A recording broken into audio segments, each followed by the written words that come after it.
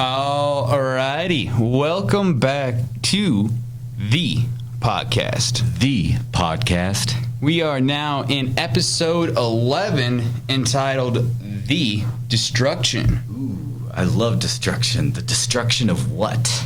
Well, we talked about last time the destruction of people and the city of Carthage, and this was in the Roman Republic. We're going to talk about basically the same thing, but in a completely different way.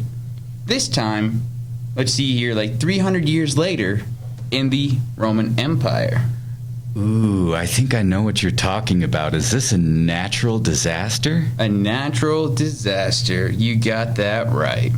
One of those where you just look at it and you go, it's no one's fault, but boy, do we need help. Boy, this is bad. Yes. And this one was really bad. Yes, very bad. But, in history, it's kind of nice because it kind of gives us a glimpse directly into the past. Yeah, this one, while it was initially bad, 2,000 years later, we're loving it. Now, historians definitely have that twisted sense sometimes.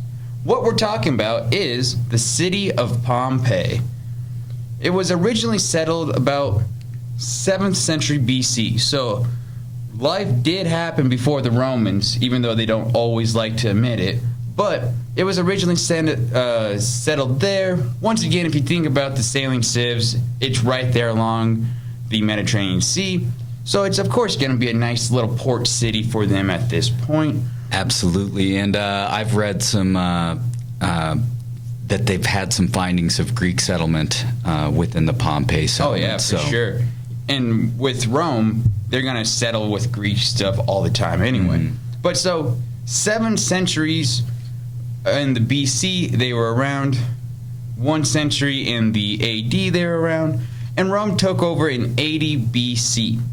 The full name of Pompeii is Colonia Veneria Cornelia Pompeii. So just basically naming it after people, promoting the different names. My guess is Colony of Veneria Cornelia Pompeii. That's my guess, just naming wise that way. But as you can see, we like to shorten things because long names just get tongue-tied. So we call it Pompeii. Pompeii. Today, or where you might want to locate it now, it's near modern-day Naples in the Campania region of Italy. So we got a nice little narrow down there. It was great farming soil. Well, it's by a volcano, so of course it's got great soil. Mm-hmm. It was, during the Roman time, a major resort city. Yes. So here is where it was vacation heaven. The rich Romans would go there, place to visit in the hot summer months. It was that typical Roman city of baths, running water, temples, forum, amphitheaters. It was a place to be. It was a great vacation spot, all of that. Kind of like Las Vegas today. I'll say that. Maybe less. I bet there's gambling there. Mm-hmm. But I was just thinking, that destination where you go to just have fun. Ooh, okay, fair. Definitely fair on that part. About the population, we don't really know. It fluctuates like always, and it says between like 10,000 and 20,000 people. That's a big gap, but it's not like a giant city. And of course, when it's the summer months, the population grows tremendously, but it's got that nice 10,000, 20,000 feel to it. And I think it was kind of an exclusive community, so not everybody could afford to partake in the events of Pompeii or could afford to live there. So maybe that was part of the reason for the smaller size. Exactly. It's definitely one of those wealthier parts where you had to have money to really enjoy it. You could still visit, but you're not staying, you're not really doing anything. And it's about 5 miles from the volcano Mount Vesuvius. So it would be a long journey. 5 miles back then is a decent amount of space. It's still today. But 5 miles from the volcano that absolutely destroys it. Yeah, and supposedly today the volcano could erupt at any moment. It's one of those types of volcanoes. But also supposedly back then, they're not even sure if the people knew it was a volcano at that time. That's definitely one of those where science definitely involves with it. And when we talk about the Mount Vesuvius eruption, so it took place in 79 AD. But in the entire time people lived there, earthquakes have happened. So they know something's up because the earth is shaking beneath them. Even, in fact, in 62 AD, so only 17 years before the total destruction, there was a giant earthquake that made the city basically have to rebuild itself. So they had, I'm just thinking, me being the kind of like cautious person, if places are constantly shaking, earthquakes constantly taking place, I don't want to live there. No, and at this point, they're still blaming the gods for all this sort of stuff, so I kind of agree with Langle. Yeah, and especially, back then, if you're blaming the gods for it, the gods don't like this place, so I don't want to be associated with it. After a third earthquake, I'm out. Yeah, that's definitely when I look at the places at that Ring of Fire where heavy earthquakes, kind of like the California areas. I've stayed in California for a significant time, but never lived there. I still haven't been in an earthquake, so I can't judge fairly. I don't want to live in California purely because there's a chance of earthquakes. Yeah, I don't even think I'd like the tremors, just your glass is shaking on the table and things are just kind of vibrating around. That would scare me even. And I left Iowa for tornadoes, so I'm not going to move to another place where earthquakes could happen. No, I'm not a fan of natural disasters either, Lang. Oh, yeah. All right, so the eruption takes place in 79 AD. They've had warnings. The earthquakes are taking place. For an eruption this serious, it doesn't just happen. There is that shaking of the earth, and the day before it erupts, here's where the irony kind of comes into play. Oh, yes. The Romans in Pompeii had a religious festival to Vulcan. Who's Vulcan? The god of fire. Oh, wow. So maybe the god of fire was disappointed with the sacrifices or something. Yeah, the festival must have been a dud or something. But I also like how volcano, you can see that jump right there, and fire spewing out of a mountain. That's definitely got to be the god Vulcan upset about something. Yeah, I mean, I'm no expert, but it seems like volcano comes from Vulcan. One of my research, I definitely think it does, but don't quote me on that. With that, the eruption happens. Estimates 1.5 million tons of ash every second. Oh, every second. It's coming out of the volcano, 1.5 million tons. Wow. That's a lot. Yeah, that's a lot. Just trying to think about that in just terms. A ton is 10 of me. I'm about 200 pounds, so 10 of me is 1 ton. So 1.5 million times 10, so 15 million of me. Every second? Every second is flying out of the volcano. Wow, that's a scary thought. Very scary. The ash cloud is estimated to be 20 miles high. When it exploded, it went up 20 miles high. Now let's visualize 20 miles high. So Mount Everest, the highest point on Earth, is about 5.5 miles high. So Everest and the ash and cloud. Then go another 15 miles up. Yeah. Wow. When we're talking about just pure, it basically made the day night. You have to think that, where the cloud is just flying up, blocking out the sun, so thick and dense because this ash, soot, all that stuff is not just kind of floating. It is exploding. Yes. And so spewing, that's a good word. And it buried the city in 20 feet of ash. 20 feet of ash. So twice the height of this room filled with ash. That's all over the city.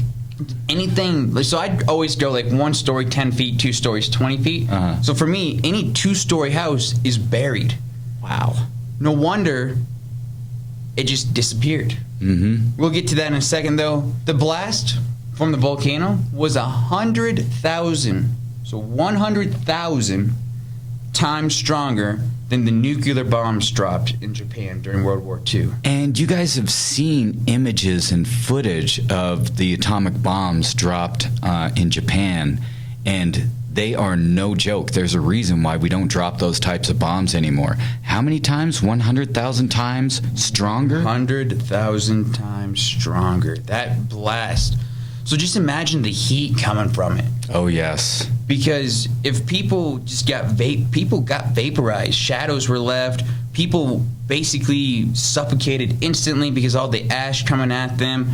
It was a very deadly event. Yes. And this is one of those where I know plenty the younger watched it from like his vacation home on a different island and just was like, holy cow, what's going on? Yeah, supposedly he watched it all from a safe distance across the bay.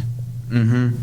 And when we look at that, we would think people would feel like, hey, we gotta go, right?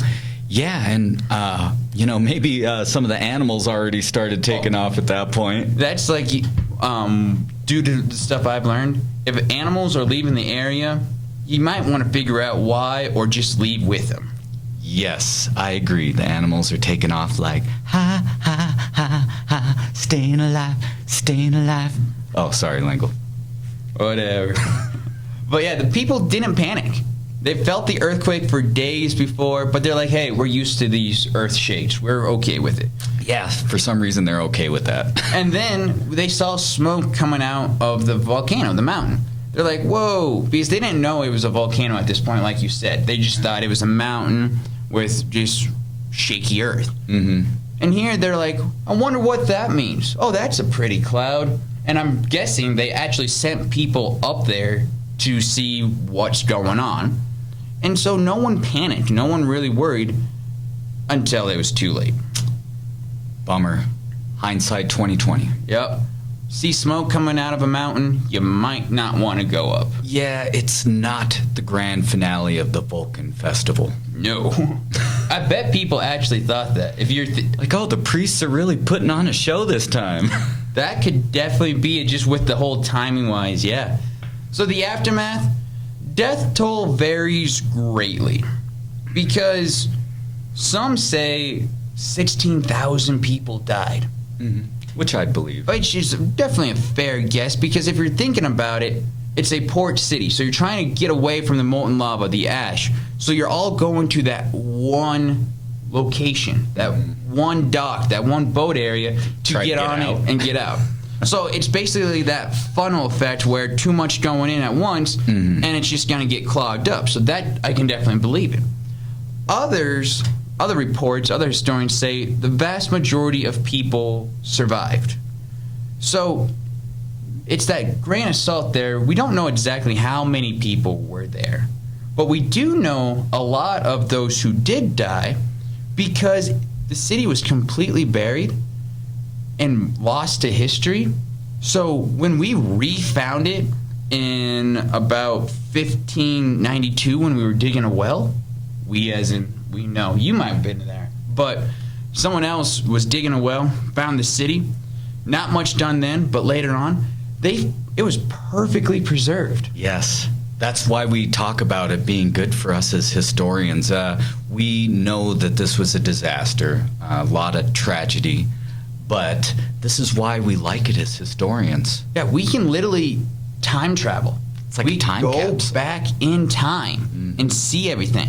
And we even saw the people. So as they're digging out the ash, they found just like gaps in the ash in the suit. Yeah, just holes basically. Mm-hmm. So they poured plaster in there and created molds. And when they unearthed those molds, it was basically seeing a human body there. Yeah, because originally when that ash came down, it was pretty sudden. So, the bodies were kind of frozen in that position. And then over time, they decomposed, a couple thousand years, So all we had was just these spaces, these voids, and that's really cool. You can go see it today, the plaster molds that they poured in there, and you see facial expressions. You see motions like this. You see people together embracing. Yeah. No, it was one of those places or things where I'm thinking about the first person to realize what the mold was, freaked out. Yeah. Like, oh my goodness, this is scary. Mm-hmm. But you got to see their final moments. Yeah. That snapshot, that picture when pictures weren't around. Yeah. Another city was actually completely destroyed and buried. Let's see here. Herculaneum, also a port city by Mount Vesuvius. It was rediscovered in 1738, and it's when they were building a summer palace for the King of Naples. So one of the things I love about history is we find it when we're doing nothing historically. Yeah, we kind of stumble on them by accident, and we'll find that in the ancient China unit as well. It's kind of regular people kind of doing regular things, and it's like, ooh, look what I found. Wouldn't that be cool? Oh, that would be scary but cool. Yeah. Like if I just found a random building underneath, like just because I'm digging a hole because I'm bored or something, that would be really cool. But you're also like, I've seen too many movies. Do I open this? No, don't. Yeah. Long story short, no. City perfectly preserved, snapshot in history. And today, it's kind of basically one of the biggest tourist spots. They've started to really open up most of the city. I don't know most, but a lot of the city is re-shown, rediscovered. Yeah. And 2.5 million people visited a year. So that's really cool to me, just to show that history still's there. People still want to learn about it. 2.5 million a year. To put that in perspective, you know, that's going to be similar to like the whole population of Craig visiting on a daily basis. So there's that many people constantly visiting Pompeii every day. The whole city of Craig, at least. Yeah. When you're thinking about number-wise, just tons and tons of people. Definitely, it's on my bucket list to go visit. Yeah. Walk through downtown, see what the buildings actually looked like. What I want to see is the graffiti, the ultimate primary source. And this is kind of where we started learning about gladiators was from the graffiti on the walls in Pompeii. And we were able to find more about gladiators. Not us personally, but historians in general.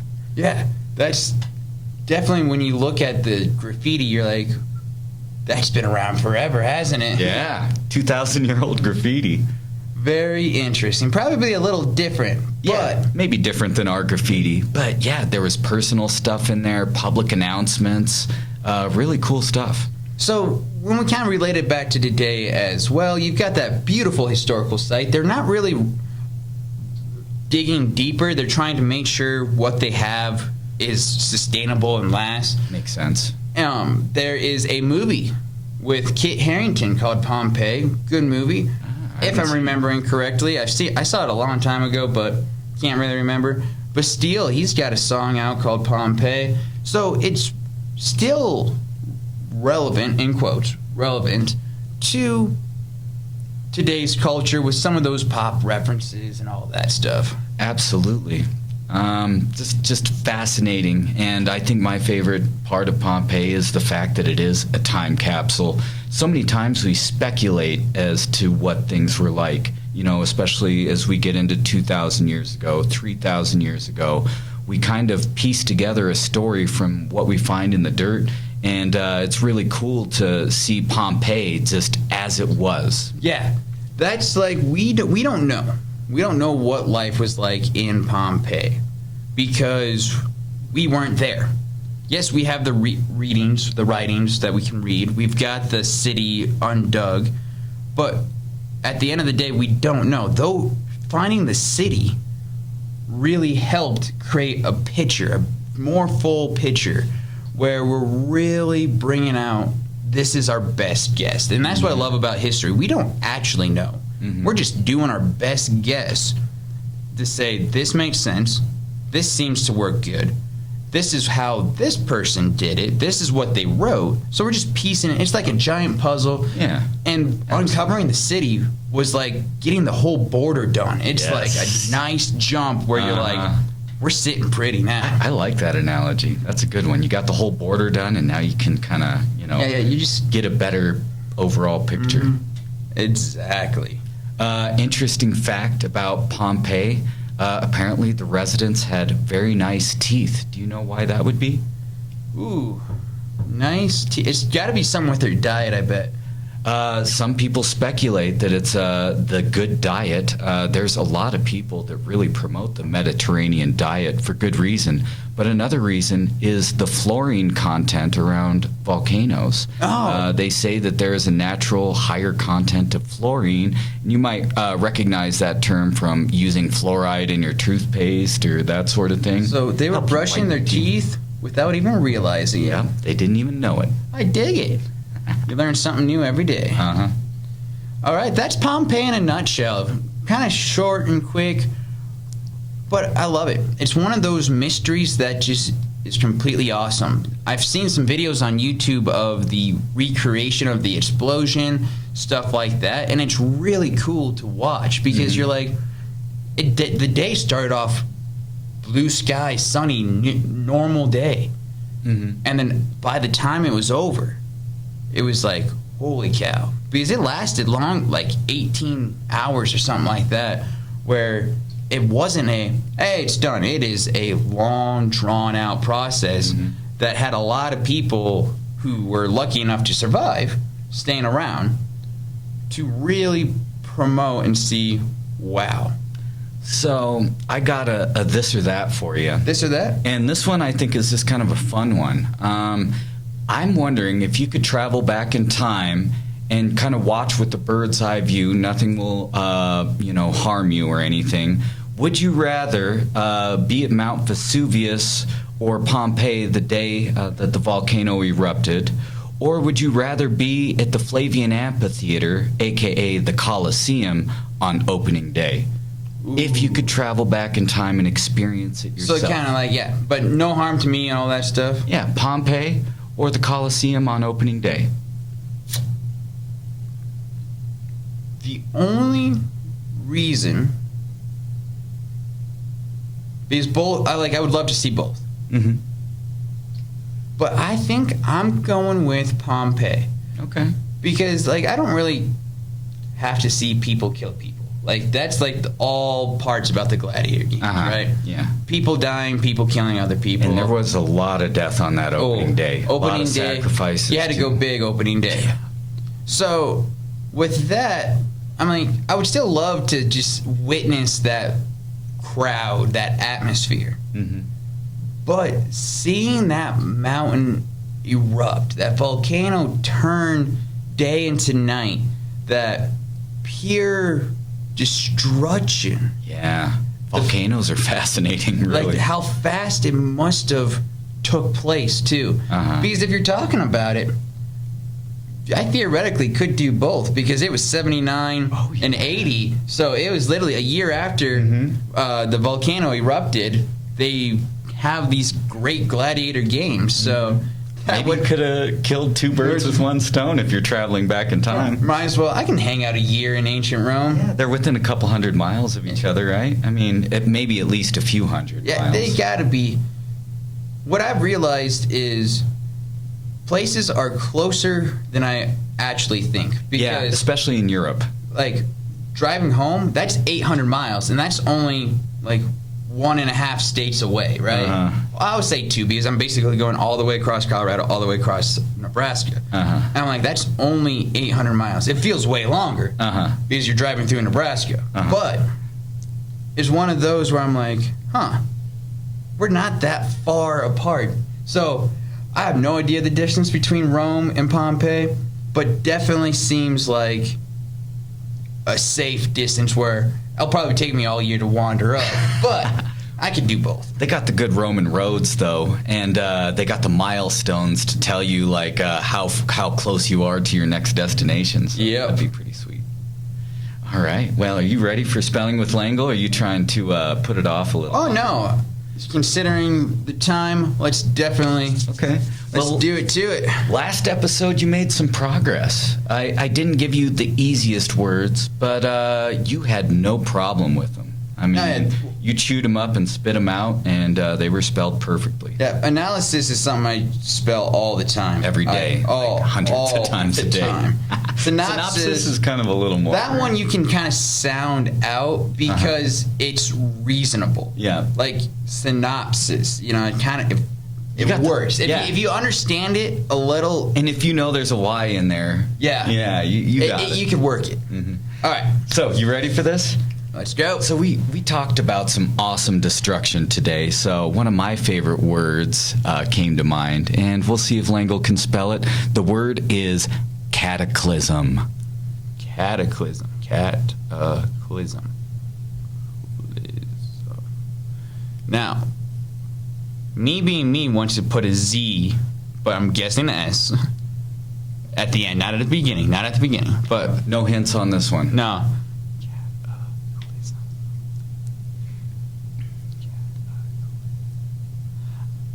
I'm missing something. But I think I have to go with this. This is my best guess. Cataclysm. C-A-T-A.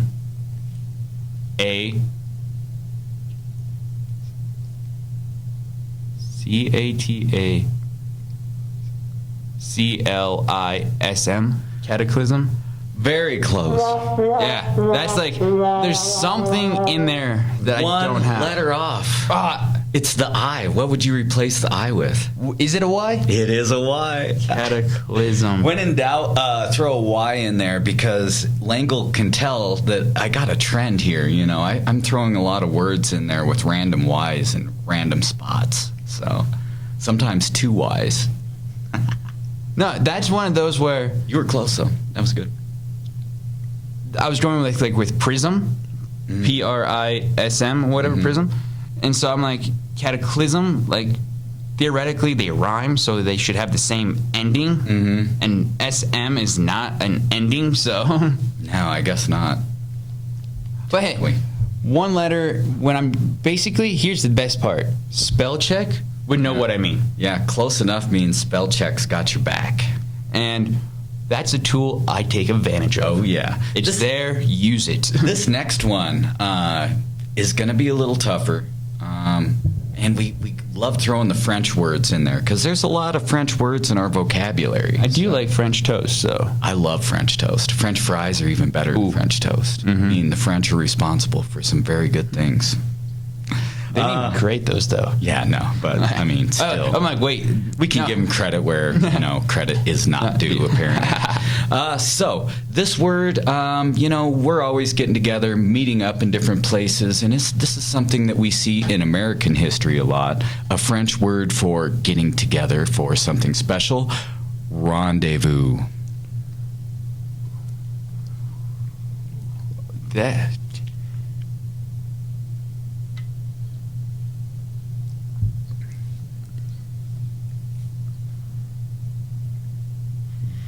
I think we need we got some oil in here. I can oil the gears up. No, I have no idea. Rendezvous. Because Kind of one of those odd ones. it's rendezvous. Like, it starts like R-E-N, ronde, so D-E, vu. Right? But there's got to be an O in there. Like O-V-O-U-S or something like. So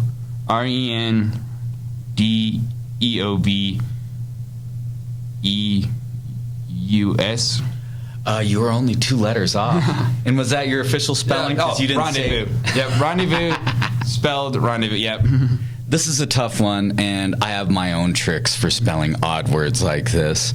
It's R-E-N-D-E-Z-V-O-U-S.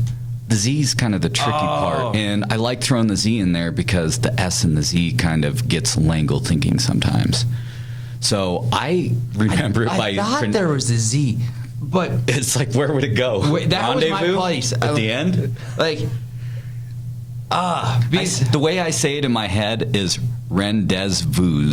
Yeah. So that's how I remember it. because if you look at the word, I knew it was like O-U-S, right? Because it doesn't make sense to end like that. Vus, oos, like, it doesn't make sense. And I knew it was, because I wanted to spell Ron, R-O-N, but I knew it wasn't that. So R-E-N, I knew that. And R-E-N-D, I did know that. Ron Day, so like day, D-E. And then Vu, I'm like, I knew, it didn't sound like I needed a letter between the E and the V. Mm-hmm. I just couldn't figure out which one, but You were close. Very good attempt. I decided I had to give Langle some tougher ones this week. I was really throwing him a bone last episode. So, dropped the average a little bit, I suppose. I mean, I'm 6 of 16 if I have my tally correct. 3 of 8. You were making progress before the 6 of 16. You were up, getting close to 50% again. Yeah, I mean, here's the thing. Like, I'll get a couple right, miss a couple, get a couple right, miss a couple. Yeah, and you know I'm not going to throw you a bone 2 episodes in a row. And you know I was throwing you a bone with episode 10, so. But, oh, yeah, sure. I'm just that smart. All right, so it's time to wrap up another episode. Do we have a homework assignment? Yep. Nice. What Let's is it do a this week? homework. I think Let's make it a really tough one. a really tough one. Sure. Spell They need rendezvous. more homework on Oh. top of the homework we already give them. I would just say, tell us the story of Pompeii. Like, do a little extra research, something interesting. Do the research now. Today, or yesterday, I read an article that we rediscovered the Lamborghini of chariots. Ooh, So we love to hear Lamborghini. about some of the stuff that they uncovered in Pompeii. We didn't get into it just because there's a lot out there. Yeah. So yeah, that'd be your homework. Find something that was uncovered, rediscovered, and why do we care about it? Exactly. Tell us something interesting about Pompeii, or tell us which you would rather see. Yeah. The destruction of Pompeii by a volcano, or the destruction of a lot of men and beasts on opening day of the Colosseum. Yeah, always answer the this or that. We want to see other people's opinions, not just ours. And always ask those questions. Find out what we missed, what we've learned. Yeah, I would still love to have a question posted on YouTube that I could, go and do some quick research, or if I happen to know, I could just share or give you my opinion. Yeah, exactly. We love answering questions. We know our stuff. I do lots and lots of research, not just for this, but for teaching and for my master's class. But hey, 29 weeks left, and I'm done with my master's degree. 29 weeks. I can do it. I can do it. Just so close, but so far away. Yes. We're not worried about that far part, but we're getting there. All right. So, with that, the ancient Iowans always say, What did they always say? there ain't no fair like the Iowa State Fair. Ooh, I believe that. Do they got deep fried Snickers? They have deep fried everything. Deep fried everything. Okay, so usually we end on that, but I'm going to end on this story because we're at the Iowa State Fair. Uh-huh. Because you have to go. It's if you don't like crowds, don't go because it is like the best fair in the nation. Just Yeah. might be biased, but Well, and plus a place like Iowa, that is going to be the event, the state fair, and there's going to be everybody there for that. oh, it is top of the line awesome. So we're walking around, and Mom has a couple rules. When we're at the Iowa State Fair, it's deep fried or on a stick. Uh-huh. You're buying food because we don't get to buy food on a stick normally. Yeah. So it's pork chops on a stick, Twinkies on a stick, all this stuff. And so we walk by a stand, and there's the stand that says deep fried butter. Okay, I don't know what to think about that. Yeah, okay. Deep fried butter. Okay, my first thought, not healthy. No. Second thought, would that taste good? Here's the thing, it's not healthy. It's a stick of butter. And so they literally dip it in, deep fry it, and it's like boom, boom, they handed it to us. And so me, my mom, and my brother are all looking at it because we got to try it, right? Yeah, you gotta If you try see it. the sign says deep fried butter, you got to try it. Who's biting first, though? And so it was, I guess, I don't know why I went first, but I did. I bit into it. I got pure butter. Like, you had a little crust to it, but it was butter. So just imagine biting into a stick of warm butter. You never do that? Oh my goodness! It like I ate it, but it was give me anything else to eat. I gotta get rid of this taste. Oh, it I'd be the was same way. terrible. Don't try this out. But here's the thing. You waited another 30 seconds, all that butter melted. So, into the deep fried batter. So it tasted like a delicious dessert, like a cinnamon roll. We know. Homework number 3: say that word correctly. Cinnamon roll, where it was so good. So I got the brunt of the end where it was pure butter, and my mom and brother saw my reaction, so they took a smaller bite, and they're like, "What are you talking about? It's good. Is excellent. This is the best thing I've ever ate." So yeah, if you get it, wait till the butter melts, then eat it. Yes. And that's probably a word of wisdom for anything deep fried or pizza rolls. Everybody knows Totino's pizza rolls. Oh, you gotta wait a little bit. Gotta let them cool off for a minute. But like I said, deep fried butter, worth a try. Don't be the first one to bite into it. And with that, that's a good one to end it on. With that, have a good day. Adios.